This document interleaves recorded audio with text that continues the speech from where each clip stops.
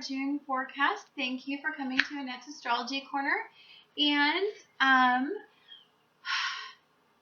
this is going to be a fantastic month for Leos. There is so much amazing energy in Leo, and we get to see in this month, we get to see that Jupiter gets to be highly benefic in Leo. This month is all about minding how indulgent you get, how big your appetite goes, how large you want to live your life. Like, you're going to have to keep a lid on it. You're going to have to keep things in perspective, which is going to be really difficult with benefic Jupiter in there, just expanding anything you want and giving you everything you want. It's the richest of everything. It's the best food. It's all the snacks you want. You just got to be super, super careful that this month doesn't increase your waistline. So June, let's start out with June. June 2nd, we're going to have a full moon. It's going to be in your 5th house in Sagittarius. Now for you, this is going to, I don't think this energy is going to be all that bad because, this is going to be in a fellow fire sign. And so I think this is, Sagittarius energy and Leo energy are pretty fun energy together. It could have this full moon could have something to do with romance, love. It could have something to do with home and family. It could have something to do with your family situation, with just really uniting everything and getting everything back on track. I mean, it's definitely a beautiful month to explore everything that you want. Like, make vision boards this month, plant as many seeds as you can, talk to as many people as you can, because you just really honestly really can't go wrong. I mean, there is a weird aspect to the full moon, and that's just that Neptune is going to be squaring off with all the Gemini energy. And so you just want to be mindful that you are being completely honest with everybody, or that you are being aware of what's going on, because you're going to be in this just happy-go-lucky, June just feels fabulous kind of mood. And so you could get hit with some unexpected surprise of like, wait a minute, you said this and this isn't what was going on.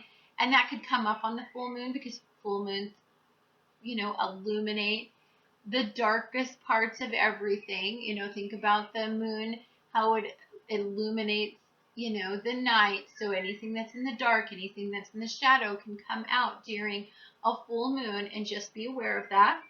And you're probably already feeling the energy starting to build, because by the time I release this, full moon energy starts 2 days before, peaks at the full moon, and has a couple days after to kind of wind down, but then it sets you up for the next 4 weeks. So just to let you know.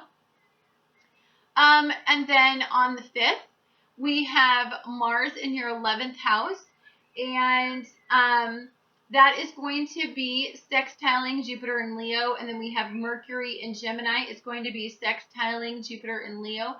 This is a fabulous, fabulous day for you. This is going to be, you're going to want to mix, you're going to want to mingle, anything having to do with entertaining, anything having to do with making your presence known. You're just going to be, it's just going to come to you so easily. Anything you really, really want, Jupiter wants to go in there and expand it and create opportunity in those areas. In, anything that you're passionate about, anything that you want to pursue and learn more about, it's just going to come so easily to you. You're going to be very, very blessed on that day. And then you have Uranus in Aries. It's going to be sextiling Mars in Gemini. I really, really like this. It could mean a sudden opportunity comes out of nowhere that really, really solidifies your future. This is a great energy. You guys want to go buy lotto tickets? I definitely think that this is a good day. In fact, this whole month, I would say just buy lotto tickets. I'm not one to gamble, but there's so much good energy and so much lucky energy in Leo that I think that I probably will, because I have a lot of Leo energy in me, and I'm like, why not make my life easier? And then on the 8th, in your 11th house, you're going to still have the Sun in Gemini and Mars in Gemini. It's still going to be sextiling. Beautiful. Jupiter in Leo. So again, everything is going so good. You're feeling good. You're your energy is just so upbeat. It's such a transformation from what July was. You've got Uranus and energy both sextile the Sun in Gemini and Mars in Gemini. I love all of this energy. It's very, very good. It could mean that a love comes from your past. You could reignite and rekindle something, and it could just take off. It could be unexpected. You didn't think that you were going to reconnect with that person, and bam, you do. And I really, really like this because, man, I could use some good news right about now. Like, May just wore me out and wore me down, and it's really affected my energy. So I'm really looking forward to this benefic month. And then on the 10th, you have the Sun, which is in your 11th house in Gemini, sextiling Jupiter in Leo, and you've got Mars in Gemini sextiling Jupiter in Leo. Venus in Leo is going to be sextiling Mercury in Gemini. This is just a lovey, feel-good month. This could be highly romantic. This could just mean you could just want to go out and have a love affair. It could mean that you reconnect with siblings if there was some sort of problem. I mean, if you're passionate about anything, this is the month to do it. This is the month to get yourself seen. If you want to put your name out there for everybody to see, this is the month to ignite that, because people will notice you, Leo. They will see you coming, and you will stand out. Then on June, you're going to have Mercury is going to go direct. I tell everybody, don't, just because Mercury goes direct on June 11th doesn't mean that, you guys, I want you to ignite anything. Can you wait for a couple days, like around the 13th, before you guys start getting all excited and all this fun little energy? You just want to hold off a little bit longer till we know that planet is fully sped up. And then on June 14th, you're going to have a fantastic day, guys. This is going to be in your 11th house, so this is going to be mixing and mingling. You're going to feel great. I can see romance being in this. It could come from friends.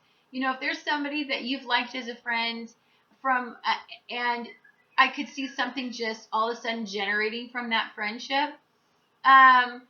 I can see just something completely out of the blue too happening in your life, and it comes into your life, and it's like a powerful force, and it just ignites this, I don't know, innovative idea that turns your entire life around. Like, again, this is lottery energy. Like, this is just sudden opportunity that just hits you like a lightning bolt, and you don't even know where it came from. It's absolutely fabulous energy.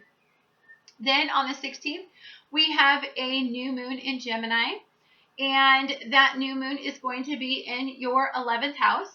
And so I do want to say that this new moon, if you get pulled into your past, does have the potential to go into a quincunx. Because you guys, on the 14th, Saturn went back into retro in Scorpio, went from Sagittarius energy into Scorpio energy. When this happens, okay, there was something that happened around October of 2012, and within those time frames, so it was 13th and through the 14th. So it's kind of all that whole Pluto-Uranus square energy. What was your life like back then? Have you worked through everything? I know that you're going to want to get caught up in the energy, and you're going to go for it, and you're going to want to run and charge the hill, but there's something that may pull you back, may make you revisit those months. And if you've learned everything from it, then that just means that Saturn's going to come in and be very benefic, and it's going to push you forward.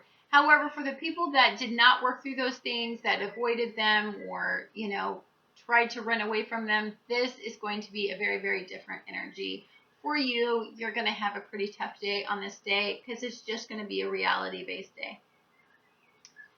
Then on the 22nd, we have Jupiter in Leo is going to be trining Uranus in Aries, and Venus in Leo is going to trine Uranus in Aries. So again, this is love. I see love all over this. I mean, when Venus goes into Leo,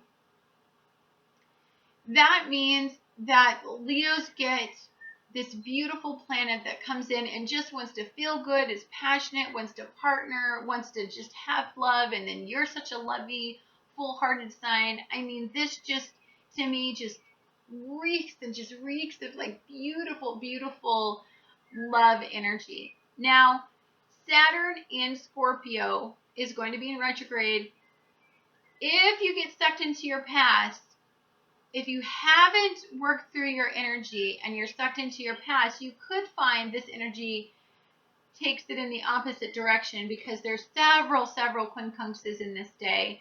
I like to look at these days when I do my energy readings. I really want to feel what the energy is going to be like. So I'm going to be interested to see how I feel this energy because I have Leo energy in me. But the Saturn and Scorpio energy, if it pulls you backward, it's going to be quincunxing the Sun in Cancer and Mars in Gemini. So it's not going to make you feel like really a high energy day. It's not going to make you feel like doing anything. You're going to have just all of this 8th house work to do, and it's going to be just, have I transformed in that area? What areas do I need to revisit? That sort of information. Then on the 23rd, 23rd is going to be a bad day for all. It is just a day that's full with opposition and squares. The moon in Scorpio is going to be squaring off with the Sun in Cancer. So anytime you have this type of energy, that means that your moon, your intense Scorpio moon, is going to be squaring off with your Sun in Cancer. There's all this water energy. They're not getting along. So emotionally, you're not going to feel secure, and then your Sun isn't going to really feel secure. So there's going to be something that sets you off. And I think it has something to do with the fact that Saturn is in Scorpio. It's going to be quincunxing the Sun in Cancer. So I just really believe that there's something that you're just very sensitive about. It's a home and family situation that really sets things off, and it makes you have to reevaluate that particular area. The final day I want to talk about is June 28th, and that's Venus in Leo is going to be in your first house. This is a great time, guys, for you to upgrade your appearance. You are going to look attractive. Get out there, sparkle everybody. I mean, normally you're an attractive sign anyway, but boy, you're going to stand out. Great time to upgrade your appearance. This is sudden windfalls. This could be somebody just coming into your life and making your life so much better. It could be, again, love is great this month. This is a wonderful and very fabulous month. I hope that you enjoy this month. I do daily energy readings and daily horoscopes, and I put them out every Sunday for the entire week.